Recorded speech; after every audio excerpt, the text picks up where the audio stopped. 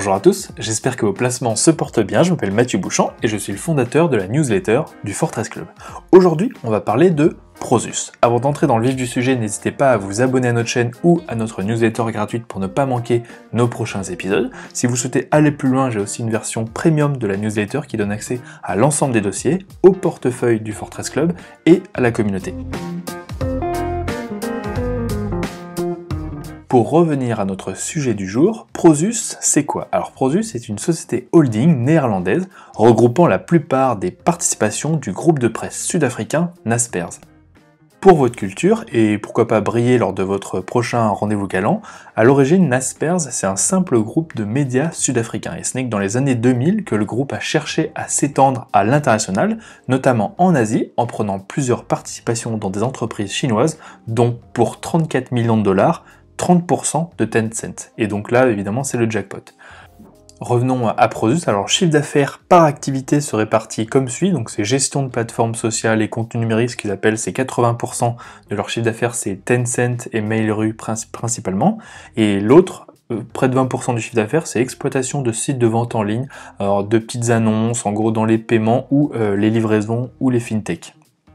Le premier point important à connaître sur Prosus, c'est qu'il y a un actionnaire majoritaire. Naspers, le groupe de presse sud-africain, détient toujours majoritairement à 72,6% Prosus. Et donc, il détient en fait toujours ses participations. Une question qui peut légitimement être soulevée quand on a une participation aussi énorme dans le capital, c'est est-ce qu'il y a un problème de liquidité alors que le flottant, c'est-à-dire les actions qui sont disponibles auprès des investisseurs comme nous, particuliers ou investisseurs autres que Naspers, n'est que de 27,4%. Et donc la réponse est plutôt non, car la capitalisation boursière de Prosus, elle est de 161 milliards de dollars et que le flottant est donc de 44,1 milliards de dollars, donc voilà, il y a 44 milliards de dollars de flottant, ici il n'y a pas de problème de liquidité. L'autre point vraiment important à avoir en tête, c'est que Prosus a réellement une participation importante, c'est sa participation dans Tencent, qui vaut 221 milliards de dollars. Même si l'on prend en compte les autres participations du groupe, comme Delivery Hero, Mail.ru, ou les investissements du groupe sur les 2 dernières années dans de nombreuses startups, en fait c'est rien par rapport à sa participation dans Tencent. Selon le dernier communiqué du groupe, sa NAV, c'est-à-dire sa Net Asset Value, qui représente la valeur nette de tous ses actifs, elle était de 268 milliards de dollars au 31 mars 2021, et en conséquence, la participation dans Tencent représente environ 82% du total des actifs du groupe, soit 82% de sa NAV. Pour ceux qui ne connaissent pas, Tencent est une société holding d'investissement qui fournit principalement des services, alors ce qui s'appelle la valeur ajoutée, et des services de publicité en ligne. La société elle exerce ses activités dans 3 secteurs principaux. Le segment des SVA, services à valeur ajoutée, il est principalement impliqué dans la fourniture de jeux en ligne, mobiles, de services communautaires à valeur ajoutée, en fait c'est la messagerie WeChat, l'équivalent de WhatsApp en Chine, et d'applications sur diverses plateformes internet et mobiles. L'autre grand secteur c'est la publicité en ligne, et pour finir il y a un autre secteur qui s'occupe d'activités liées au paiement, en gros des fintech, et des services dans le cloud. Et dit autrement, Tencent c'est un mélange entre un Facebook, un Google et un Apple, parce que Tencent est aussi présent dans la musique via Tencent Music. C'est un des GAFA chinois. En Chine, on parle des Batix, Baidu, Alibaba, Tencent et Xiaomi. Donc ce qu'il faut retenir d'entrée de jeu, c'est qu'investir dans Prosus en fait revient à investir à 82% dans Tencent. Le groupe a continué ces dernières années à faire de nombreux investissements dans des jeunes entreprises, souvent en forte croissance, et le groupe a ainsi de nombreuses positions dans des entreprises de la tech, dans les livraisons de repas, l'éducation, les paiements ou les petites annonces. Cependant, le principal actif du groupe reste de loin Tencent. Et en conséquence, c'est sur la participation dans Tencent et la décote qu'il faut se focaliser. Les autres participations ne représentent qu'un faible intérêt pour les investisseurs alors qu'elles n'ont qu'un poids très faible dans l'ensemble des actifs du groupe. Si quelques-unes des autres participations de Prosus marchent bien, cela représentera au mieux une cerise sur le gâteau, et pourquoi pas même un noyau de cerise, tellement ça représente rien par rapport à la participation dans Tencent.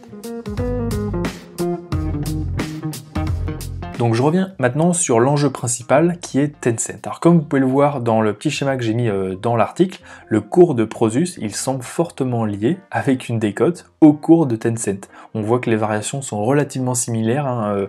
Prosus a été introduit en bourse en septembre 2019, donc j'ai pas un historique énorme, mais là on peut constater que sur un an, les variations sont relativement similaires. Et donc pour moi, il ne sert pas à grand chose en fait de faire des grandes analyses sur Prosus, parce que l'action Prosus semble fortement corrélée à Tencent. Et c'est donc en premier sur l'évolution du cours de bourse de Tencent qu'il faut avoir une conviction. Jouer Tencent, c'est grosso modo jouer la tech chinoise, hein, avec les communications, la publicité, les jeux en ligne, le paiement, et ça ne vous aura sans doute pas échappé, mais récemment, les principaux entrepreneurs de la tech chinoise, alors avec Alibaba en tête, sont sous la pression du gouvernement pour rentrer dans le rang du parti. Alors même si ce mouvement de régulation soi-disant contre les monopoles était davantage dû aux déclarations de Jack Ma, Tencent a aussi dû payer une petite amende de 1,27 milliard d'euros. Alors c'est pas grand chose pour eux, hein, c'est moins d'un mois de bénéfice. Cependant, comme je l'ai déjà évoqué dans les dossiers précédents, en fait, quand j'ai parlé de Alibaba, le gouvernement chinois n'a aucun intérêt à affaiblir ses champions, et c'est simplement une reprise en main politique, c'est-à-dire en gros c'est du théâtre. Le gouvernement inflige des grosses amendes symboliques, mais ces amendes ne vont pas affaiblir réellement ces entreprises. Désormais, tout semble rentrer dans l'ordre. On a vu tous les grands groupes communiquer, que ce soit Tencent, que ce soit Alibaba, sur le fait qu'ils allaient appliquer strictement, très rigoureusement les recommandations du gouvernement chinois, et qu'ils allaient faire tout ce qu'on allait leur demander, etc. Il n'y a pas de souci. Donc voilà, on dirait que tout est en train de rentrer dans l'ordre, même si ça va prendre un petit peu de temps. Donc, pour moi, ce qu'il faut retenir sur Tencent, c'est que les perspectives de croissance des entreprises de la tech chinoise, en fait, elles restent très solides pour de multiples raisons que je ne vais pas détailler ici, mais vous les connaissez toutes, hein, la démographie, la croissance chinoise, etc. Et que, en conséquence, les fondamentaux de Tencent, ils sont très bons sur les prochaines années, et l'incertitude, elle ne réside pas sur les fondamentaux, mais principalement dans ce mouvement de régulation du Parti communiste envers les géants de la tech. Ce mouvement, il semble passager, car l'État chinois a tout intérêt à garder des entreprises fortes pour jouer dans la cour des grands avec, on va dire, les États-Unis, hein, pas l'Europe, hein.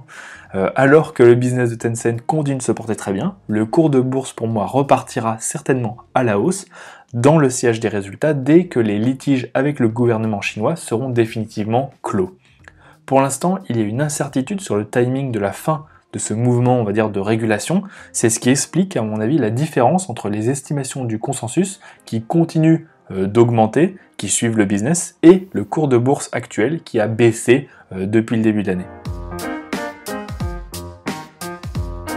L'autre enjeu principal sur Prosus, c'est la baisse de la décote. Prosus a une capitalisation boursière de 161 milliards de dollars.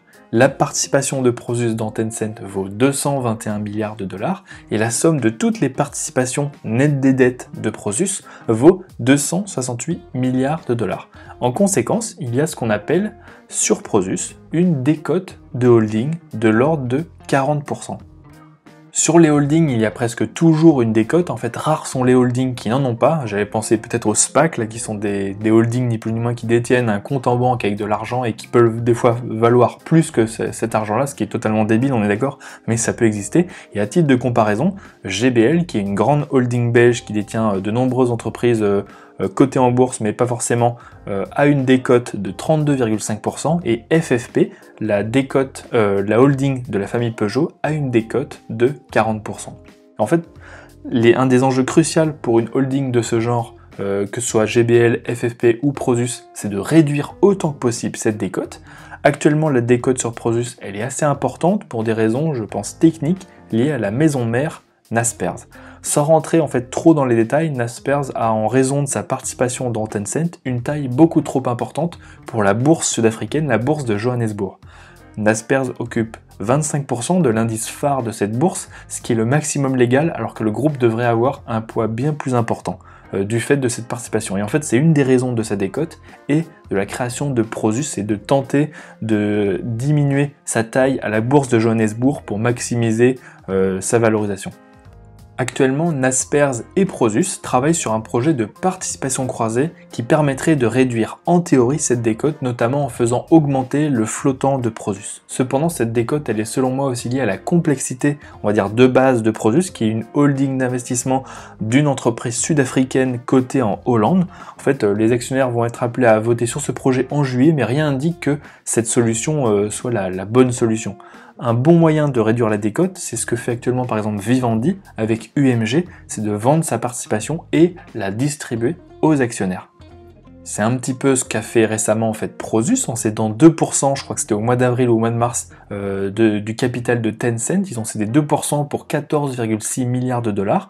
Cependant, Prosus s'est engagé à ne pas vendre davantage d'actions Tencent pendant au moins 3 ans, et Prosus ne compte pas distribuer réellement cet argent aux actionnaires, mais compte s'en servir pour principalement faire de nouveaux investissements et seulement à la marge augmenter ses rachats d'actions.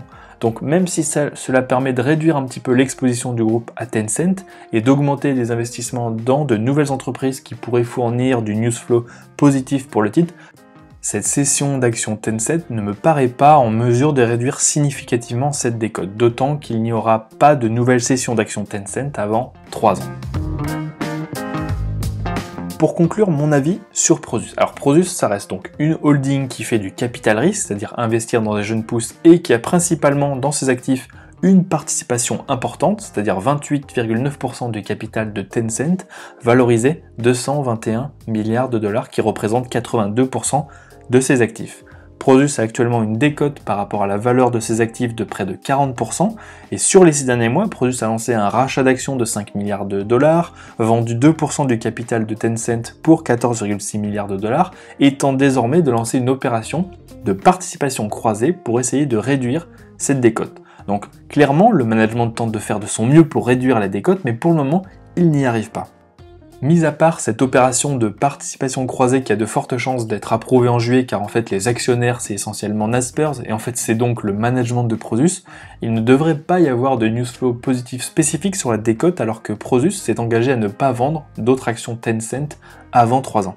Et en conséquence, je pense que le cours de Prosus va davantage dépendre de l'évolution du cours de Tencent que d'une réduction de cette décote. Quand on voit les décotes des grosses holdings en Europe, il n'est pas sûr que cette décote puisse significativement se réduire sur les prochains mois, et donc le cours de Prosus va principalement dépendre de l'évolution du cours de bourse de Tencent, qui lui-même va principalement dépendre dans les prochains mois du gouvernement chinois.